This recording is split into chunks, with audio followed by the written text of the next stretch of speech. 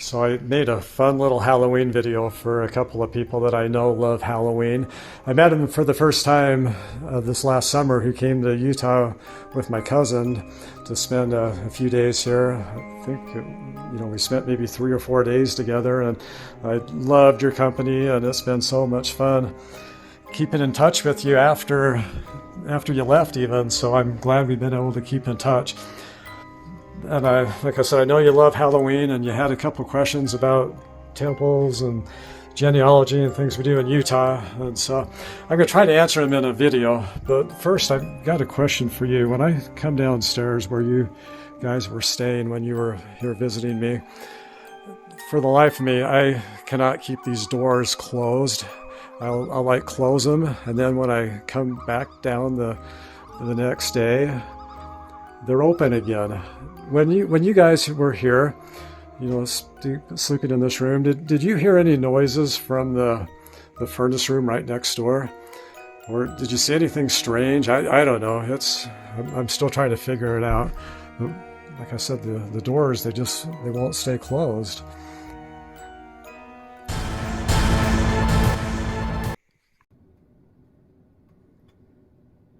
Come with me this October for a tale that I have to tell. This is chapter 1, and it's called The Handout. What I need to do, though, is I'll be telling the tale in the cemetery, because I was given a handout by a teacher when I first started doing genealogy. It was called, the class was Introduction to Temple and Family History Work. And the teacher gave us this handout that I would like to share with you. And we'll go experience this together in the cemetery. So here is the handout.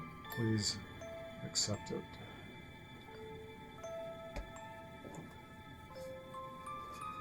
The handout actually shows a picture of the graveyard with a bunch of hands on the tombstones, and the picture reads, "If temple and family history work is important to you, please raise your hand." And there's a hand coming out of the ground by every single tombstone. And so we're going to go see if this is true. I'm curious. But before I do that, I would like to share one thing. This work is in my blood. In fact, the last thing my mother told me while she was alive, just before she died, was when you do temple and family history work, always go by the Spirit.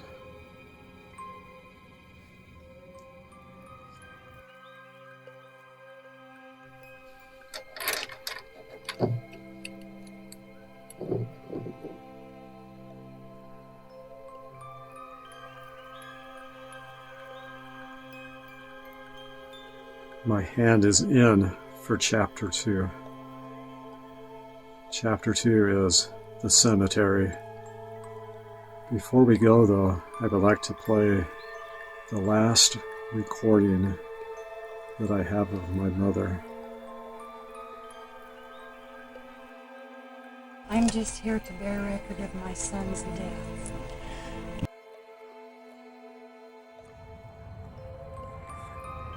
All right, I am here in the cemetery, and it is getting dark, but I've got a lantern. And so I am going to go on this experiment and see if I can find someone who thinks temple and family history work is important. Who should we ask?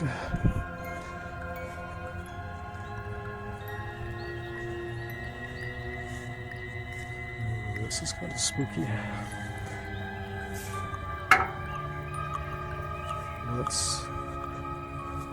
Let's ask maybe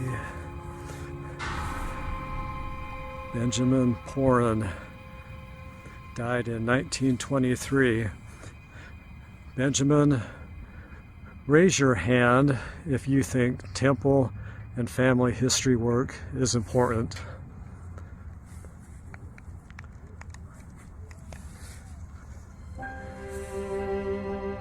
apparently Benjamin thinks temple and family history work is important.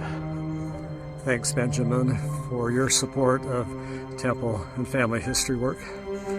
Let's see if we can find anyone else who may agree with you. I agree that temple and family history work is important. What have we got here? Can't read that name. What about this name here? Frederick Hoover, 1878 to 1922. Frederick, would you do me a favor and raise your hand if you think temple and family history work is important?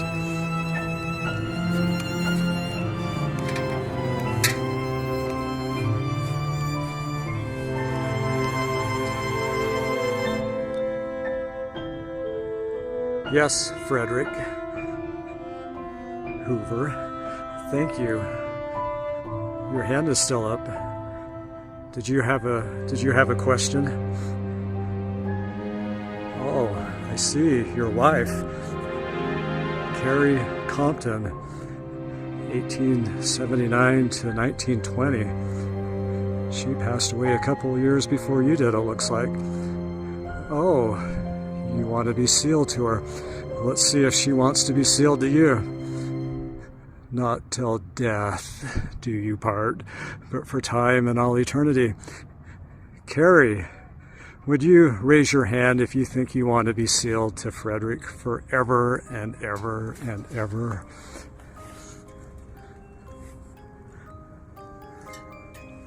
Look at that. Look at the happy couple. They want to be sealed forever. So it looks like temple and family history work is important to the Hoovers. Thank you. Thank you, everyone.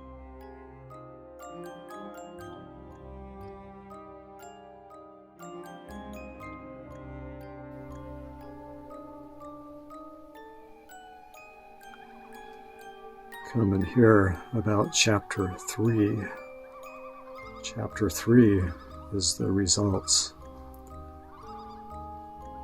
The night I got back from the cemetery from randomly picking 3 people, I could not sleep, and so I spent some time way after midnight looking for information on these 3 people, and what I found shocked me.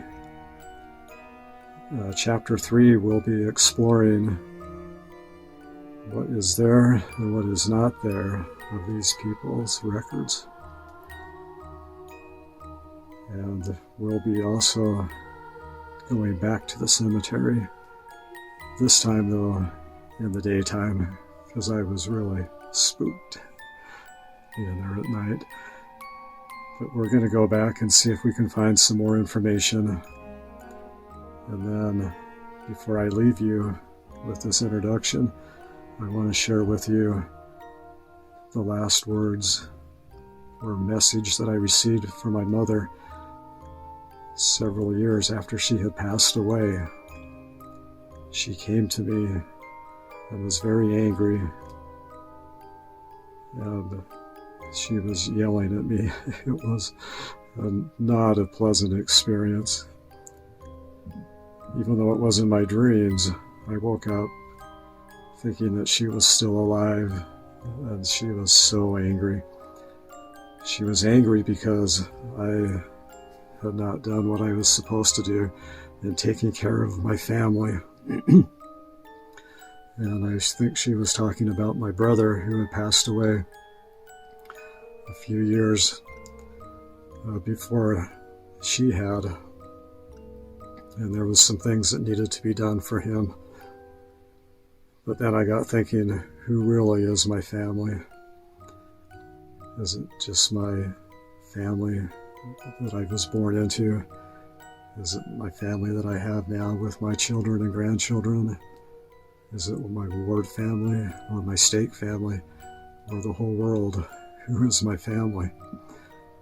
But I don't want my mother coming back and haunting me And so I am trying to take care of my family. Okay, I am in the cemetery. I've got my shovel. We're gonna go to work. We're gonna see what we can dig up here. The Benanino is a mystery for me, and so I'm hoping to find some clues here in the cemetery. The other couple, the Hoovers, I did find some information. They're already set up in Family Search, and so that's good. And it looked like their temple work was actually completed just a few years ago. And so they can rest in peace. So I'm taking over to their grave.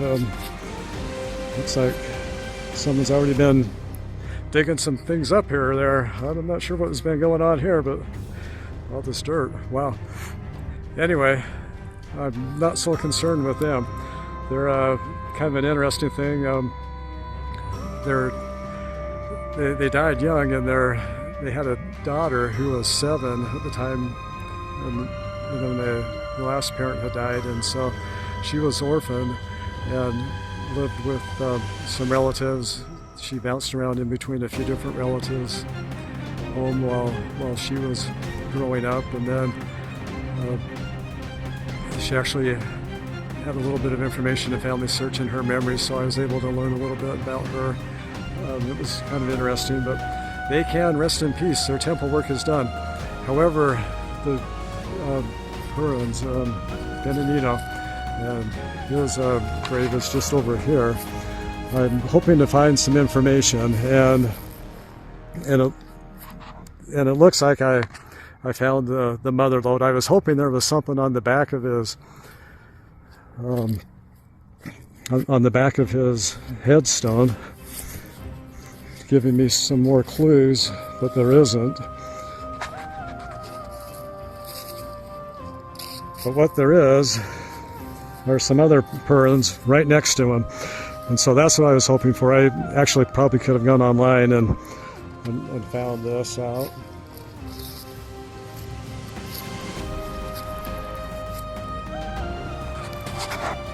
So there are 4 headstones right here with the name Purin on it.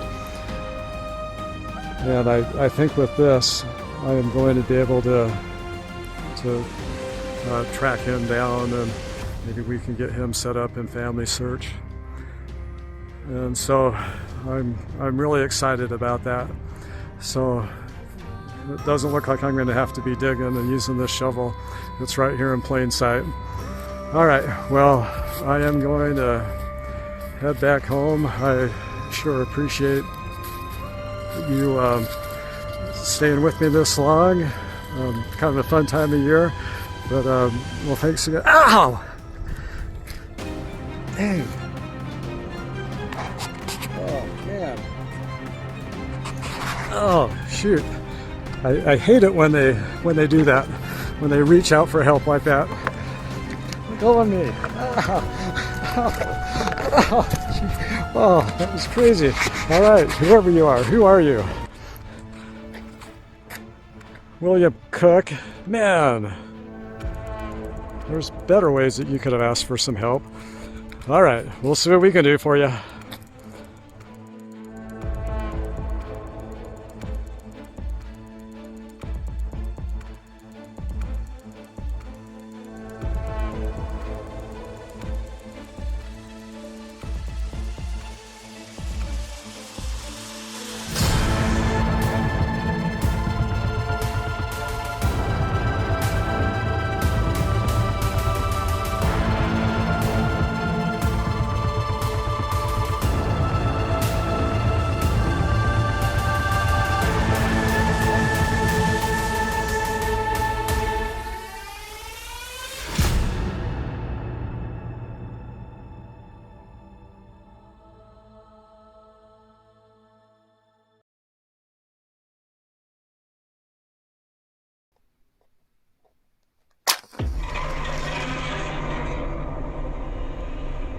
Welcome back to Chapter 4. In this chapter, we are going to roll up our sleeves and we are going to dig in and discover everything we can about Benjamin Purim. We're going to discover where he lived, where he came from, what he did, what brought him here, who his family was, where he worked, where he lived, and where he died. The way I look at it is, it's almost as if we will be putting the flesh back on his bones, and we'll be able to get a clear picture of him. So join me this October, just before Halloween, as we do some temple and family history work. Let's go back and start at the very beginning. And I don't mean his birth, I mean his death. We all know where he was laid to rest in the cemetery because we saw his hand coming up out of the ground when I asked him if he was interested in temple and family history work, if he thought that was important. He said it was. Before he was in the cemetery, his body laid in this very building for 3 days. It's owned by Kirkendale.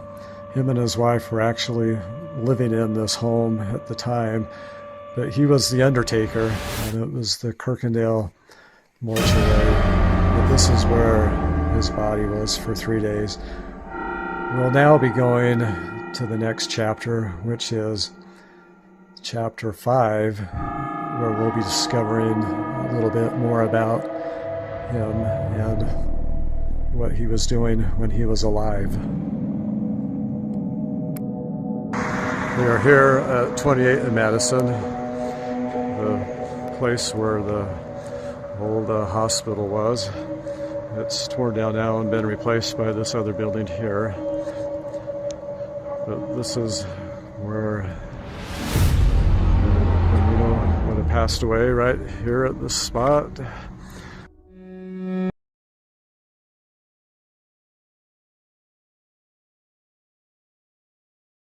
Let's take a walk in the rain. Before I go any further on this tour of Benjamin Purim's life, I need to remind you the reason for this video is to talk about redeeming the dead. As I was driving home from the stop of where he passed away at 28 in Madison, it brought back some memories of 14 years ago where possibly the missionary that is now teaching him about the gospel left his mortality also on 28th Street, but it was 28 in Washington, just 3 blocks away.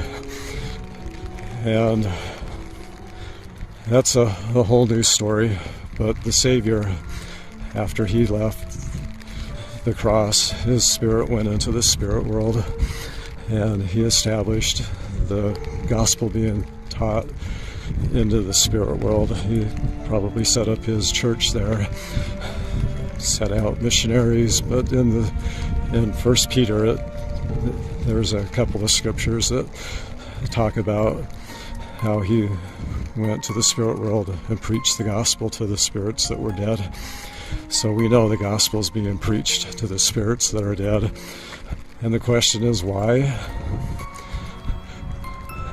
And that is basically because they have a chance to continue to progress through accepting the gospel and through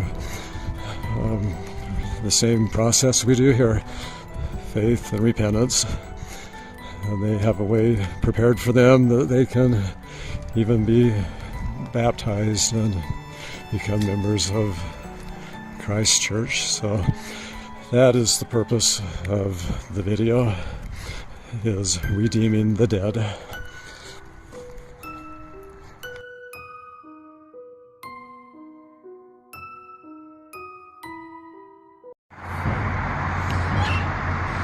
Let's first go to Union Station, which is about a block and a half from where Benjamin lived. He worked here his entire career for the Southern Pacific railroad company. He was a repairman. He fixed the train cars when they needed some help, and so that's what he did his entire career up until the day he died. I have his records actually showing how many hours he worked, how much money he made. It was, he typically did like 150, 160 hours a month, and I think he made somewhere around $80 a month. But just a side note, this building was built the year he died. I'm sorry, the year after he died it was finished. It burned down the year he died. This is not the same building, but this engine and this train will give you an idea of what it would have been like, the engines that he would have worked on and the cars that he would have worked on.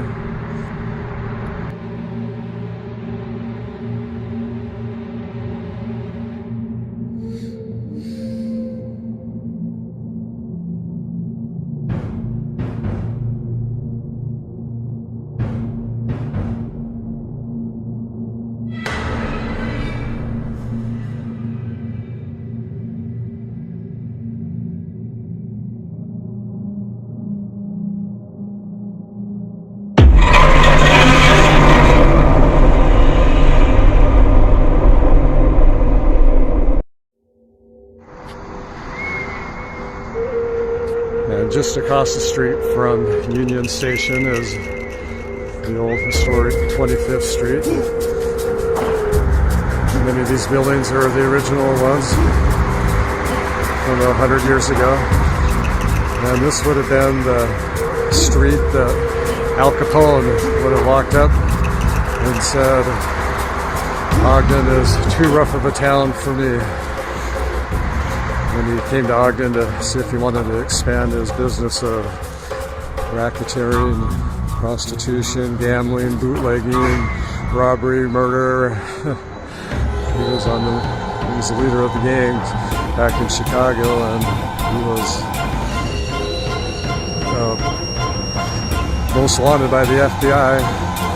Scarface Al Capone came to Ogden and said this place was too rough of a town for me. But this is the street he would have walked up and made that determination.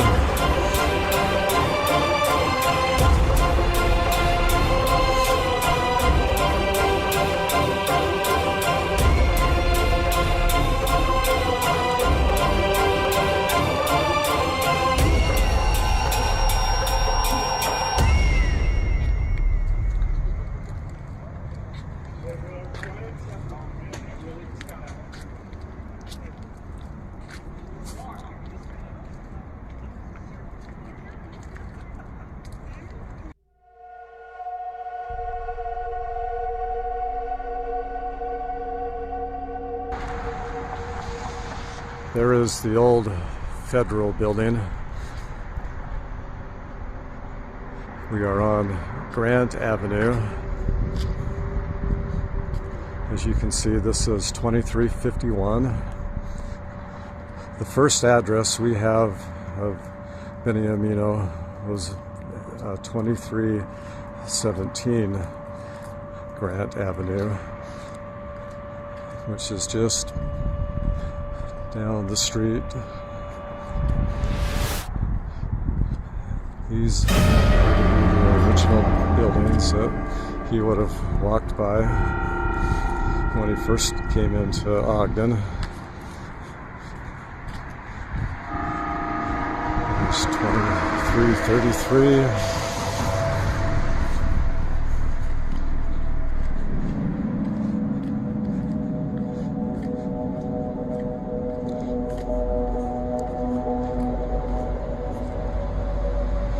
Let's see, 1902 to 1921 was this company.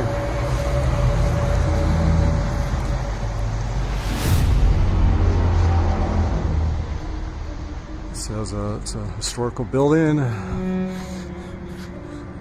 So his home would have been right here. and he lived here for several years when he first came into Ogden.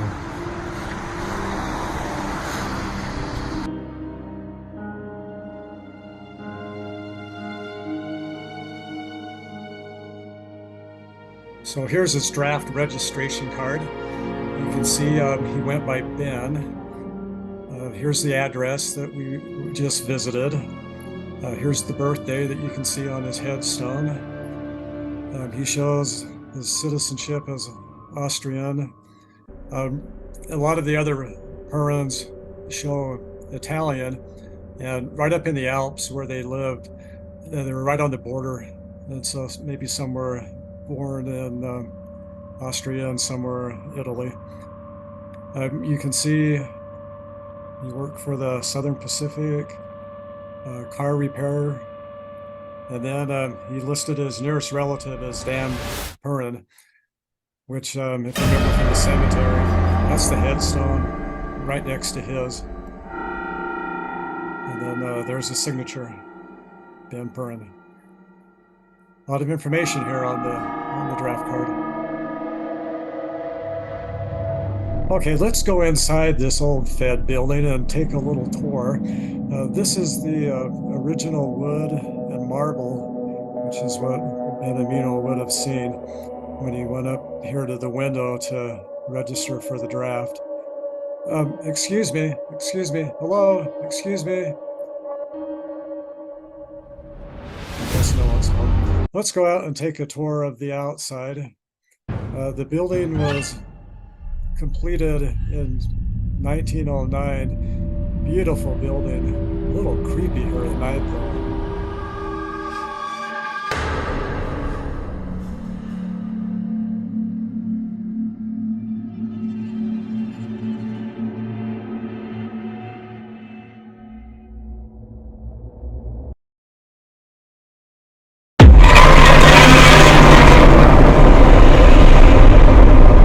All right, let's go up the street 3 blocks from his home to his church. It was the St. Joseph Catholic Church. It was dedicated in 1902. The building is English Gothic.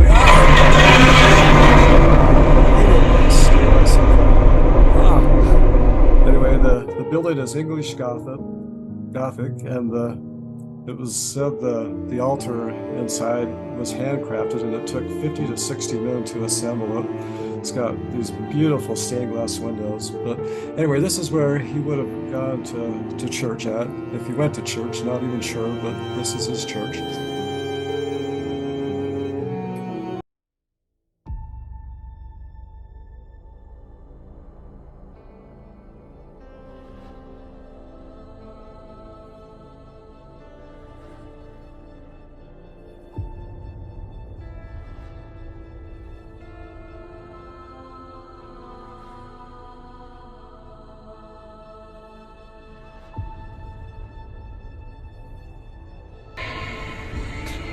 $18. Yes, I would like 2 tickets to the past. Okay.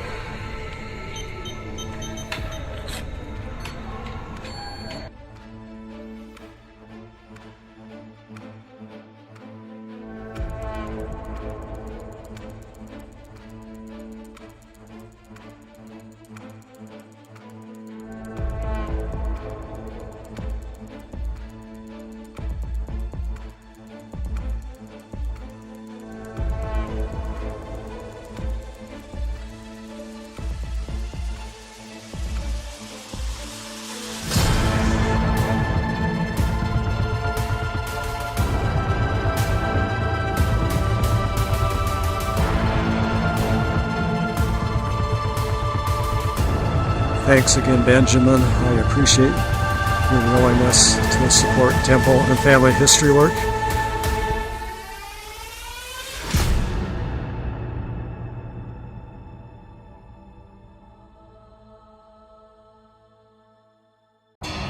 Welcome back to Chapter 7. It's the eclipse. I've got my eclipse glasses on, but in northern Utah it's not going to be a full eclipse, so with these glasses, you can see me, but I cannot see you. It is a little dimmer, but like going back to the past. It may be a little dimmer for us too. So join me this October as we try to shed some light on Beniamino's past. His past, and I mean his past before he lived in Ogden. Let's see what we can find.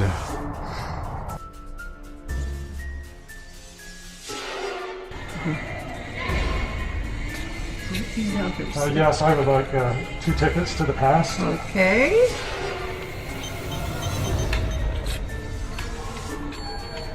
You can have that back. Thank you. All right, you have those on your wrist. Hey, enjoy. Thank you.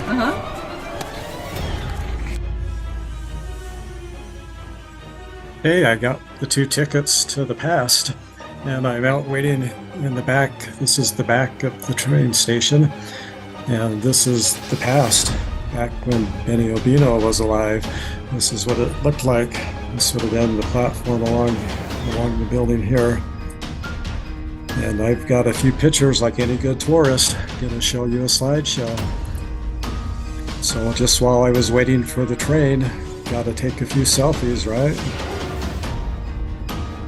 Got the train to the past, and the first stop was to New York. And this was the actual boat, the SS Lorraine, that Benny Obino sailed over the seas to America on. Here's had to take a few with myself in the back over in the old country, but here's this is the country that he lived in. Here is the town that he lived in before he came to America. Beautiful area there in the Alps. It's Sorelli. It's found on several of the documents that we turned up with him. You know, from the past, it pointed or that it mentioned that his hometown was Sorelli, and this is kind of the area right here. His parents lived here, and if you take this little section here and put it in the map, this is where it is over here. You can see Venice down here, and you know, so this is where he grew up. And then you may be interested, the people in the cemetery buried next to him. You know, this was his headstone. This was his cousin's, and he grew up just right in the outskirts of Sorelli.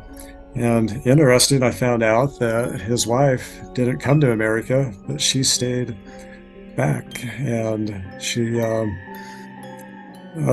ended up just living her whole life and dying there alone. And he died over here in Ogden, Utah. And him and his name was, they went by Dan and he went by Ben, but they worked together and lived close by each other. And then this headstone is his son's, Dan's son.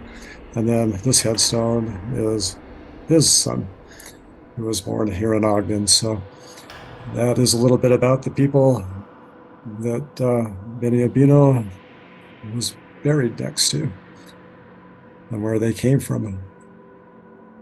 And so this was, when we go back into his town, this is the actual train station that he would have waited for the train on. You can see it was built just after he was born. Maybe he might have been 12 or so by the time they finished the station. But this was his hometown train station. Oh, there's another fun one with the Alps in the back. And then here's just a few screenshots from his hometown. This is a chapel there, or a church, and there's a few of them there. This is inside the same church. You know, maybe this is the one that he went to when he was young. Here's the cemetery in his hometown. This is a view. This actually might even be a view from up by the church here. I've got Google to show you around a little bit here next with the Google Maps. Oh, and then one more by the church. Okay, who wants a ghost eye view of where he lived, and maybe see some pictures that we could just fly up to? So everybody knows where Venice is, right? He lived, he grew up in this area right up in here, maybe 60 miles out of Venice. So let's just hover like a ghost. And here is Shirley, and we'll just kind of drill in on it. So this is his town, about 1,200 people. At the bottom of the screen, you should be able to see some of the sites in that area. And so I'll just click on a few. This would be the cemetery. Kind of a cool looking cemetery, but look at the beautiful mountains in the back. Let's see what else we can find. This will just take us to the street view. Can zoom around with this picture.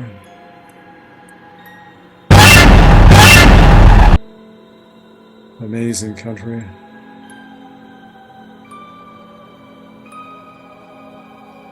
Here's another of just a street view. Let's see what this one will let us do. Vineyard.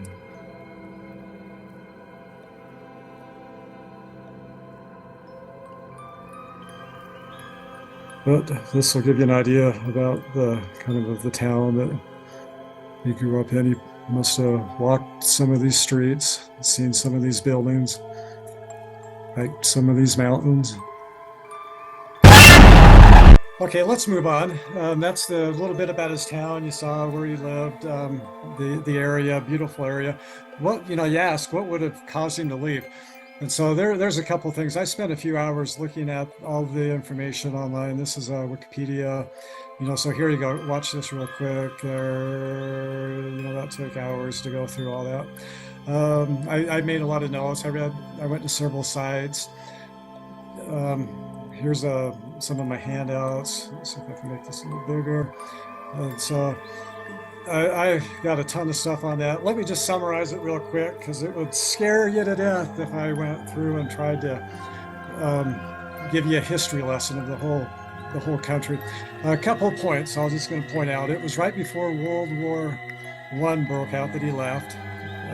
He left 7 years before the war broke out. And so there was a lot going on politically at that time period. There were also a lot of poor people in that area, and America had the opportunity of a lifetime to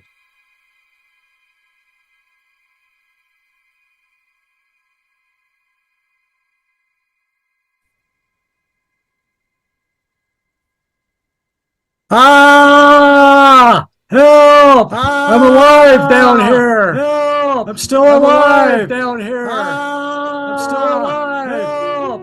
I'm alive down here! I'm still alive! Do you ever feel like you're buried 6 feet under in records? I did as I was trying to find all this information for Beniamino. It was everywhere, and there was nowhere to put it. I was literally buried. So welcome to Chapter 7, where we'll discover what to do with this information.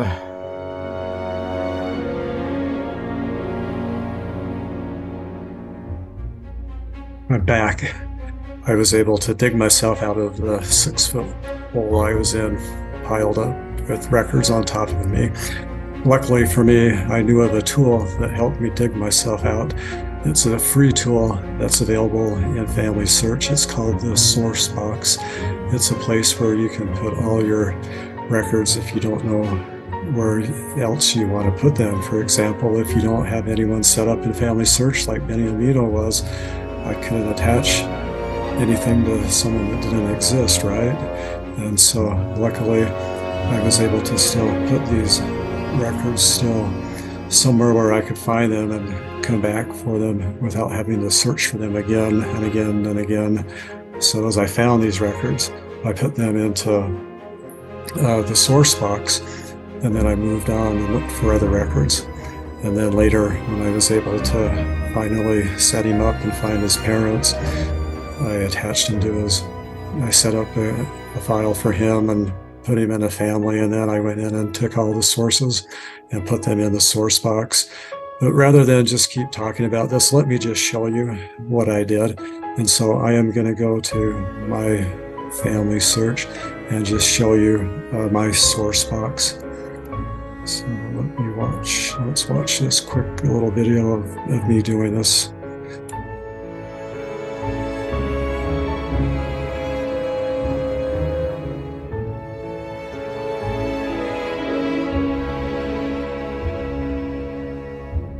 So this just describes what the source box is. Now let's just take a quick tour of the family search. We'll just go into family search. They are eager to have us come in. I have to warn you though, there are a lot of dead people in family search.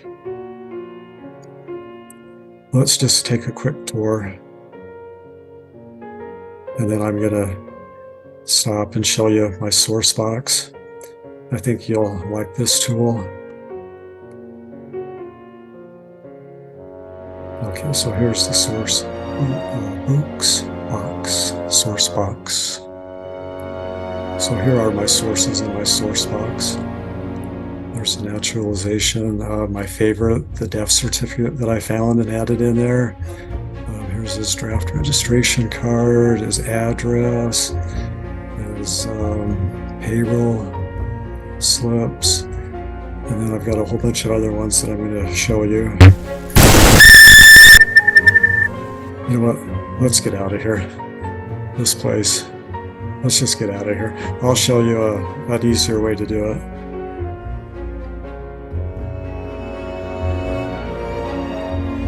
If you go into familysearch.org, this site, you can see I've set up Benny Albino October 15.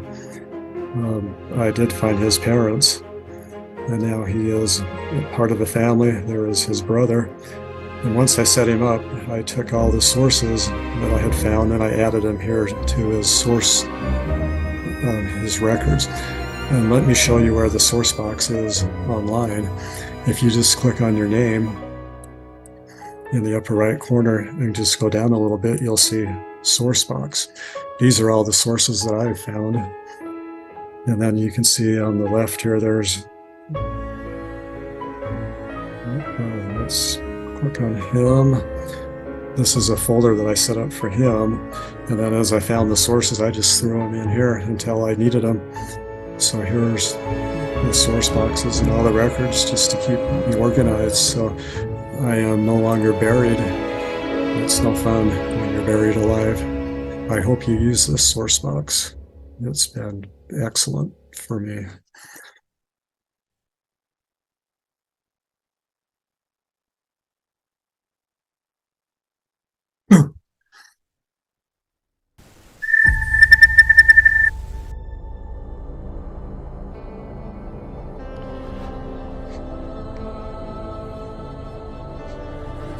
Holy cow, this eclipse is amazing. Wink, wink. Anyway, it's so dark I can see the stars. It's almost like it's 6 in the morning. Anyway, thanks for joining me. The eclipse is amazing. Family search is amazing. You're all amazing. Join me next week as I wrap this final video up in the series of 4 books or 4 coffins. And we'll be exploring, trying to redeem the dead a little bit further into temple work. And I guarantee you the sun will be up next week. So for now, bye. Bye now.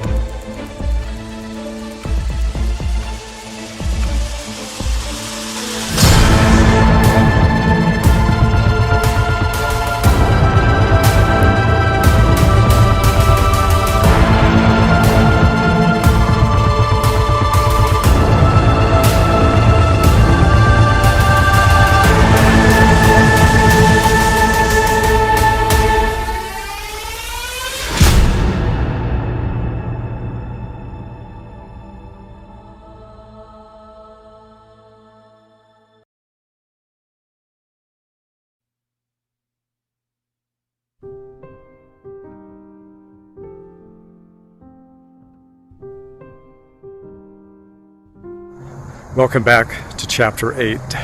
I'm glad you're still with me.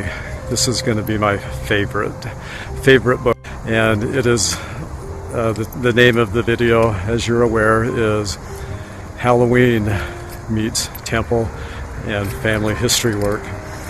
So I've got to just tell you, I apologize to all you people that love Halloween.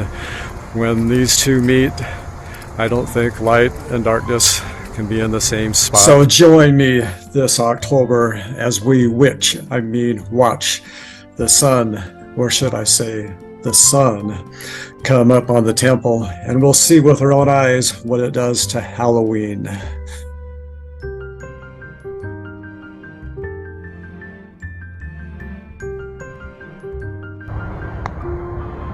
Okay, it has been 8,400 steps and 6.5 kilometers.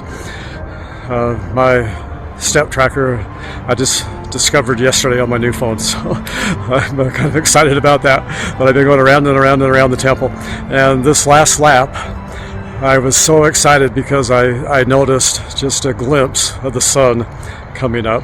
I'm all excited about that. I love the sun, and I don't know if you can tell from here, but the sun is on its way, which means the night is over, which means I think I'm about through with the Halloween stuff. So off comes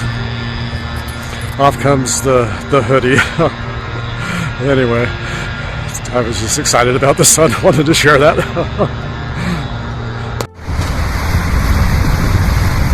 All right, the sun is up. Thank you for being with me all this time.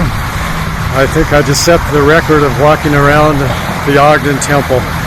I'm somewhere around 22 kilometers. I don't know. I'm not even sure. 14, 15 miles. Going around and around and around the same walk, taking pictures of the sun coming up. It was fun. But just as the sun comes up, just as I have faith that the sun's going to come up in the morning, just as I know the sun's going to come up in the morning, I also have one other thing I want to show you. I thought this is kind of interesting. I actually snuck out really early this morning, like 5 in the morning, and tried not to wake my wife up and just grab some clothes. But let me show you, kind of tie this all together with my wardrobe.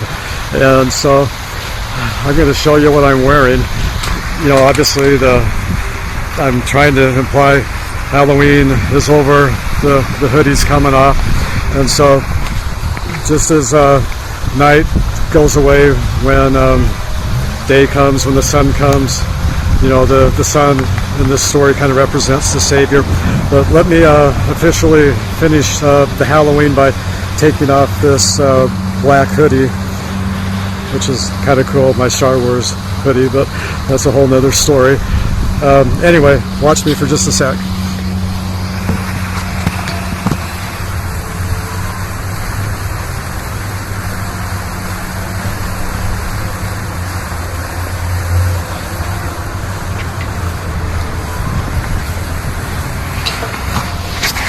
Seems this is Halloween, that's probably going to look backwards to you, which is alright because it's kind of creepy backwards, but it spells hope. So we have faith. We know the sun's going to come up. We have hope that we're all going to return with Heavenly Father someday. So with that, I am going to do one more thing. It's kind of a tradition. I'm going to head on over to a building that Benny Mino would have gone into, because it was just about a block and a half from his home, which is right kitty corner from the temple here. Kind of a tradition. I'll show you what I mean when I get there. Let me first show you what the sun will do to Halloween. And don't try this at home. I'm a trained professional. 20 years in Boy Scouts will do this to you. But this is how powerful the sun is. And I have a strong testimony that the Savior is way more powerful than the Son. The Son doesn't even come close to describing how amazing he is. But watch this example to show you what he will do to Halloween when the two meet.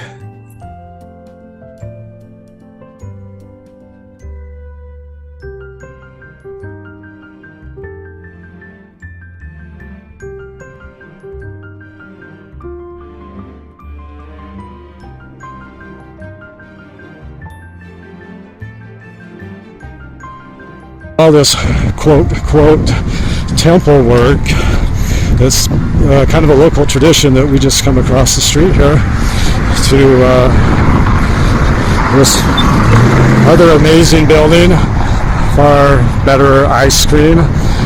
They celebrated their 100, get one over here. They celebrated their 100th anniversary in 2020, so Ben Bino definitely would have been here probably the last 3 years of his life for sure. So I am going to go celebrate. I think I've burned a couple calories. It won't hurt to have a couple scoops of ice cream. Keep up this tradition.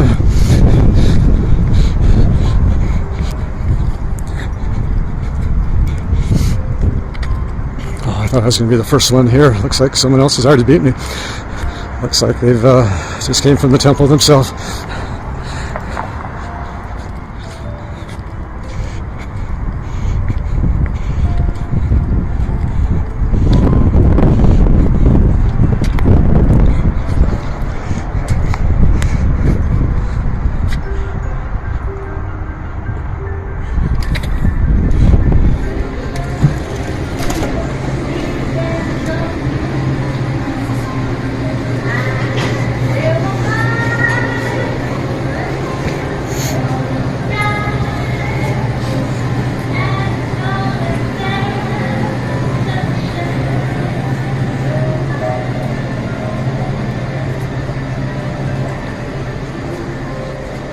What if Benjamin would have had this many choices back 100 years ago? Oh yeah, there it is. Let's just call him my name, Carmel Caribou. All right, I'm leaving you now. Seriously, this is wonderful ice cream. If they had Carmel Caribou back in 1923, Beniamino probably had a wonderful life. That wraps up Chapter 8. Thanks for listening. And now we know what happens when Halloween meets temple and family history work. We know who wins and who outshines the other one. If you saw that picture with the sun, and I did not use a filter, but it got this beam of light coming down. I thought it was awesome. It reminded me there was a time where I was in church. One of my friends who had retired goes to the temple like a couple times or once a day and does a couple things in there, and spends maybe 3 or 4 hours a day every day of the week after he had retired. And he said after like a year or so doing this, he was just sitting in there waiting for what he was going to do to start. And all of a sudden he sees this beam of light that goes from the floor up to the ceiling, and he just assumed it just kept on going right up into heaven. But he just sat there, watched the light, thinking, I guess that's what happens when you're in the temple, things like this happen. And so when I took that picture, I didn't use any kind of filter or anything on my camera. I just took the picture and looked at it, and it's like, oh, this is awesome. There's a beam of light. But it reminded me of that story, and so I wanted to share that with you. The temple is the house of the Lord, and I am trying my very best not to make light of it here with everything else I'm doing with Family Search and Halloween. And so I hope I don't get struck by lightning by crossing a line here with keeping sacred things sacred. The temple is the house of the Lord, and it is sacred, and I'm trying my best not to make light of anything to do with his house. And so I'm going to leave you with that. join with me next week, and we will continue on our discovery of things pertaining to Beniamino. Will he get his temple work done or not? Will he, let's see what the next step is in his journey. Thanks for watching. Bye now.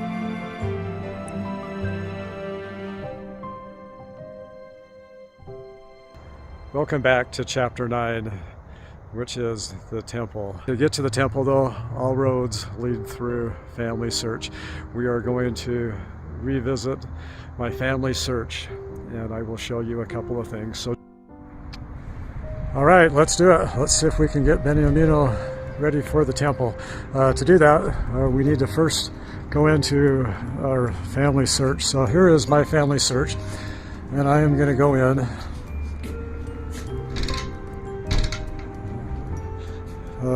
I think this may be the hard part for some people, is just trying to get into family search.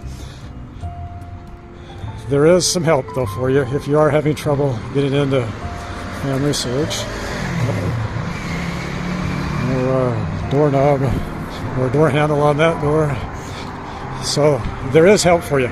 You can call a phone number for help and they'll help you get into family search. It's 866-406-1830. They will help you get in if you are having trouble. No entry. Use the other door. See, I am having trouble. So I know how to get in though. And once you do get in, the people who volunteer in there are really helpful. They are just dying to help you. Here we're coming up on the door I know how to get into. And speaking of dying, anyone know why they have fences around cemeteries? I gave you the answer. People are dying to get in.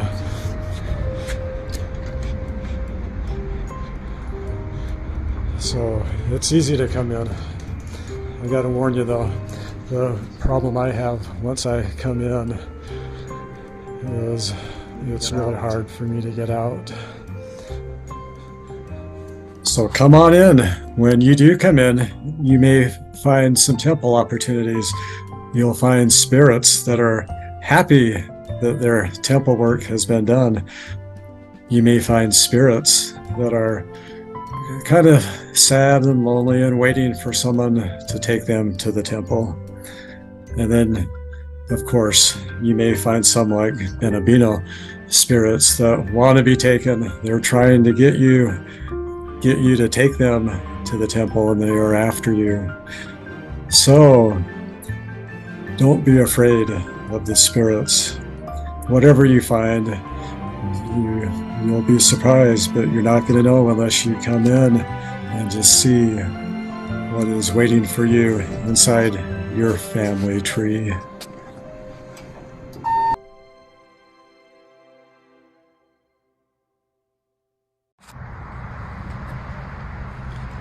Okay, as soon as I started finding all these records and sources for Beniamino, I realized it's going to be possible that we can get him into the temple.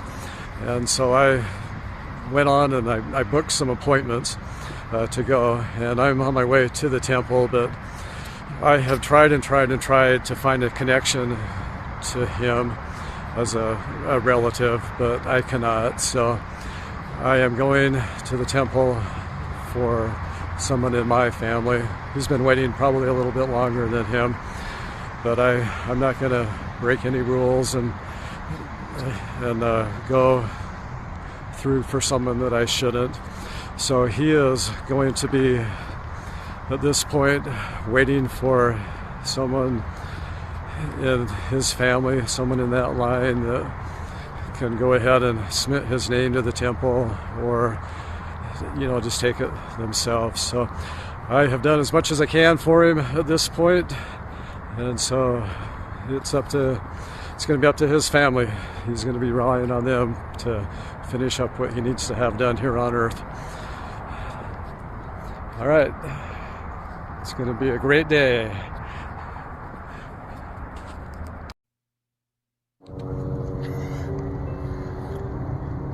Welcome to the Ogden Cemetery. It's a bright, sunny day. I am going to be your undertaker, showing you around.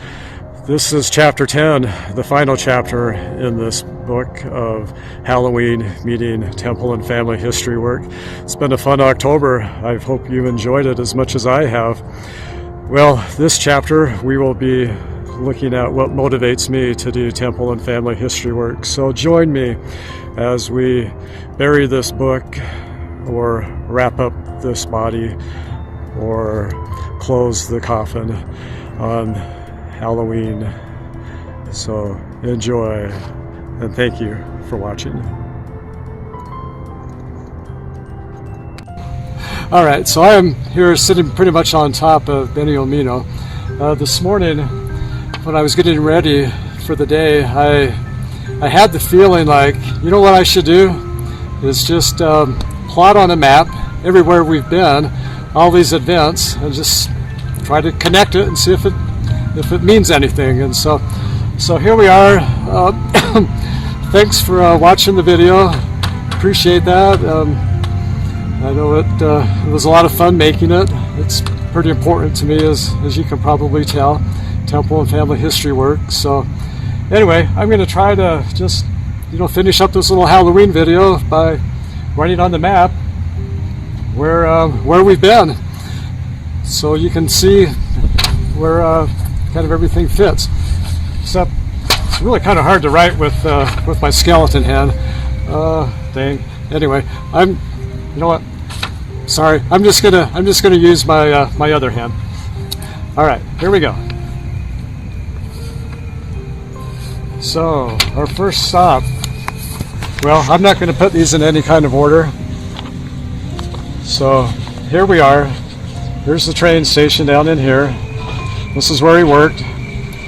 This is 25th Street right there. We walked up and down that street. He lived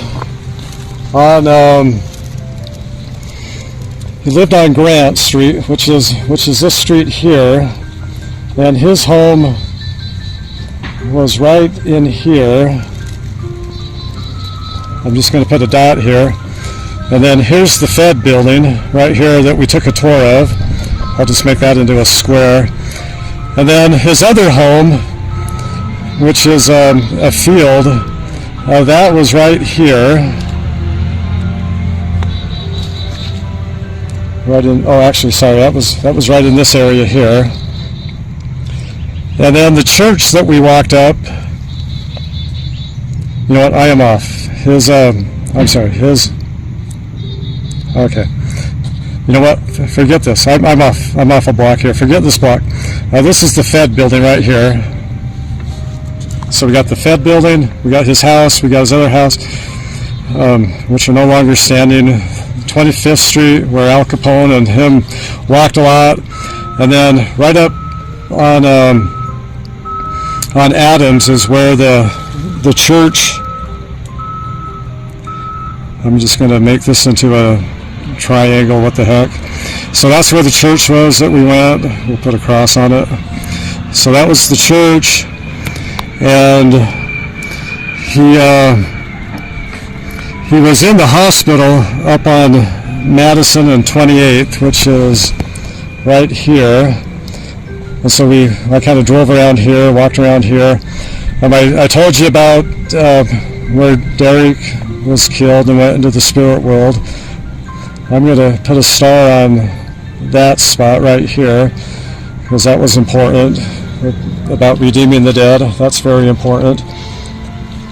And then, like I said, he worked down here. We took a tour of the, right in here of the train museum. You saw that. That was right there. This is the way I went home. This is the way I always drive in, this way, right here. And then up in the cemetery where we are now, which is right in here. So I'm just going to put a dot right here. And then we did the temple. I explained that. on this video, and so I'll go ahead and we'll put a star. There's the star on the temple. So this area right in here is where Beniamino would have lived, and these are the areas that we covered. So let me connect the dots for you. If you can see that now, we're going to connect the dots. So the first thing we did was we just drove from where we were at the museum. We had our car parked right in here, so we drove right along here, and then we went up 20th Street to the cemetery, and then if we just start here at the church, go over to the temple, down around where he lived, back where the car was at, up Washington, we get that. And then if we go up 25th Street where we took the tour, we have that line, and if we connect it to his home, we have that line. And then finally, if we take where he was at, I forgot one more line. His where he was buried. I mean the Undertaker. The Undertaker was right up here actually. So here's the Undertaker right there. So we're going to connect it there. So that's how it should be. Actually, it should be like that. So anyway, you can see that. And then if we take where he was in the hospital right here, connect it down to where possible missionary maybe teaching him left mortality right there at that spot. We take it down to where we were just at the museum. We head on home. We drove in, and then when we were up taking a tour of where he was in the hospital right before he died. So that's what we get if we connect the lines. So that's what it's all about. That's why I spend all my time, well, not all my time, but I spend so much of my time doing temple and family history work. It's all because of love. So Beniamino, this was a fun experience getting to know you, and I think I can honestly say I've come to know and love you. So anyway, I love you guys too. Thanks again for watching. Happy Halloween. And again, let me know if you need a hand. I have several of them. Here you go.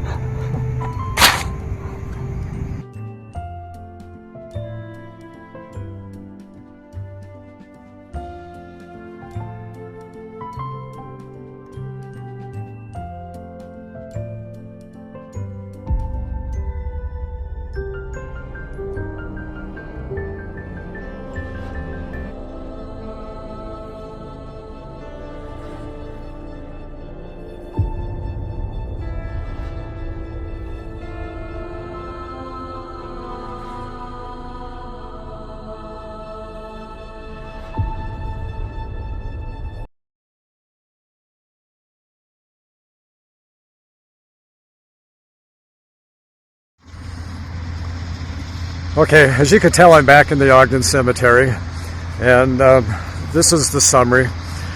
I had planned on going up to one of these trees, hooking up my camp shower, standing out here in the rain. It's a nice cloudy day, and just getting rained on. I thought that would be kind of funny to go along with the last chapter of me standing in the sun with an umbrella, but on the way over here to the cemetery, I passed a wreck. I was one of the first people on the scene, and it was right. Well, I don't mean on the scene, but to drive by it. The police hadn't got there. The medical personnel hadn't gotten there, and it was just a block away from where my son was killed. And it shook me and kind of rattled me, and I'm just not in the mood to make fun of this anymore. But I wanted to just share a couple of things in conclusion. As you can see, maybe not, my shirt, it says my favorite people are my grandchildren. It's all about families being together forever, and that's why we do temple work. That's why we do family history work. The priesthood is on the earth now, and we can seal families together forever. It's the best thing in the world to think about.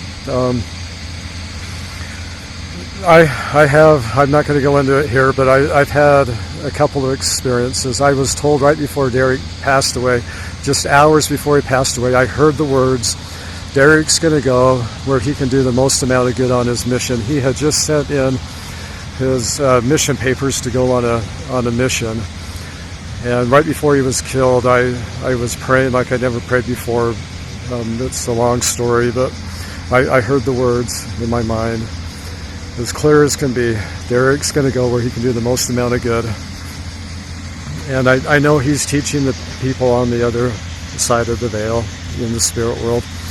And I had another experience where I was connected somehow with a spirit on the other side. It was when my mom had passed away. It was the first time that her family was together. She was the last to leave Earth. And when she was born, some of her other brothers and sisters had already died. And it was the first time for my grandma and grandpa to have the whole family together. I don't know who I connected with, but I have felt the joy of families being together. I felt that joy of families being together forever. And when I felt that, it caused me to cry like a baby and to shake. I couldn't control myself. I was so happy. But that's the reason why we do temple and family history work, so we can have families together forever. It's Heavenly Father's plan. I know we shouted for joy when we chose this plan before we came to Earth, that we can come down and get bodies and return back to Him as families. And so I am going to leave you with that. I'm not going to make fun of Halloween and family history work any longer. It means a lot to me, as you can tell. So thank you for watching. Thank you for bearing with me this long as I made a fool of myself. But I hope you got the message. I think that's about all I want to say. If you have any more questions, contact me or the missionaries from the Church of Jesus Christ of Latter-day Saints, and they can go into it a lot more detail. So happy Halloween. Thanks for watching. Bye now.